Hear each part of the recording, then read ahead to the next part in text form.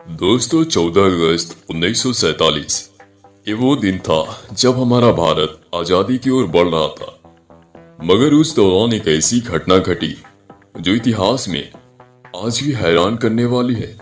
आखिर उस काली रात को क्या हुआ कि लाखों लोग दिल्ली की ओर चल पड़े थे।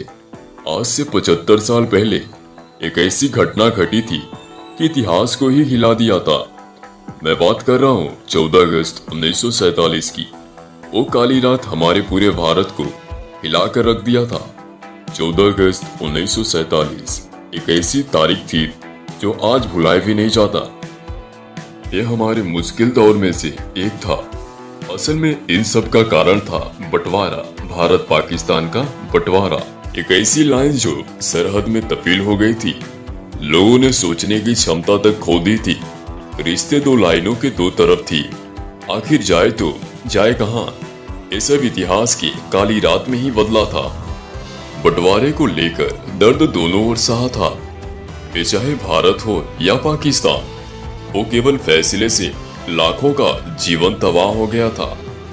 कई सालों से इकट्ठी की गई संपत्तियां एक पल में पराई हो गई। इसी कारण लोग रातों रात बेदखल होकर सड़कों पर आ गए थे। 20वीं सदी की तबाही उनके जीवन में पहली बार आई थी। दोस्तों, उस समय हमारे भारत की आबादी लगभग 40 करोड़ थी। ब्रिटिश हुकूमत से ही शासन चला करता था। लोगों के पास रोजगार नहीं था। किसी तरीके से अपना जीवन गुजार रहे थे। चाहे हिंदू या मुस्लिम, हर कठिन घड़ी में साथ साथ चलते थे। मगर अंग्रेजों को ऐसा बिल्कुल बर्दाश्त नहीं था। वे ऐसे ही समय की तलाश में थे कि हिंदू और मुस्लिम में दंगा होता रहे, भारत हमेशा अशांत बना रहे। बदलते समय में अंग्रेजों ने धर्म को लेकर एक ऐसा खेल खेला जिसके बदौलत हमारे सामने बंटवारा आया। अंग्रेजों ने अपनी पहली चाल मोहम्मद अली जिन्ना के, उस समय जिन्ना ही मुस्लिम लीग के मुखिया थे। अंग्रेजों ने जो चाल चली थी उसमें मुस्लिम पूरी तरह सहमत हो गए थे। उस समय मुस्लिम की आबादी लगभग 1/4 ही थी। फिर भी जिन्ना के लिए एक ऐसी जिद थी कि मुस्लिमों के लिए भी एक अलग मुल्क हो। बात करें जनता के बारे में तो वह भी बहकावे का शिकार थे। पंडित नेहरू भी जिन्ना के खिलाफ थे। बदलते समय में 14 अगस्त की रात होने से पहले लोग रायसीना हिल्स पर इकट्ठा होने लगे। करीब रात 10 बजे Pandit Nehru, Sardar Patel, doctor Rajendra Prasad Mountbatten viceroy house पहुंचे और 12 बजे से पहले सारे कार्यवाही निपटा ली थी। घड़ी 12 बजते ही ब्रिटिश झंडा निकालकर तिरंगे को लहरा दिया था।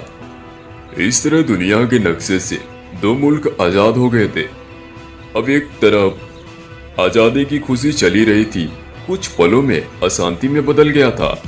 हर तरफ मौतें का तांडव चल रहा था। इस दंगों में लाखों लोग मारे गए थे। जो लोग आजादी का सपना देखा था, अब वे ही एक दूसरे को मारने पर तुले थे। विभाजन के काले छाये ने देश को चारों तरफ से घेर लिया था। लोग भारत से पाकिस्तान जा रहे थे और कुछ लोग पाकिस्तान से भारत आ रहे थे।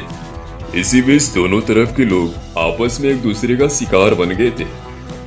इसमें ऐसे लोग भी थे जिन्होंने हिंदू मुस्लिम में फर्क न करके पीड़ित की मदद किया था। असल में यह बंटवारा अफरा तफरी में ही हुआ था। माउंटबेटन को भी ज्यादा वक्त नहीं मिला था। इन्होंने जल्दबाजी में ही ऐसे बंटवारे को अंजाम दिया था और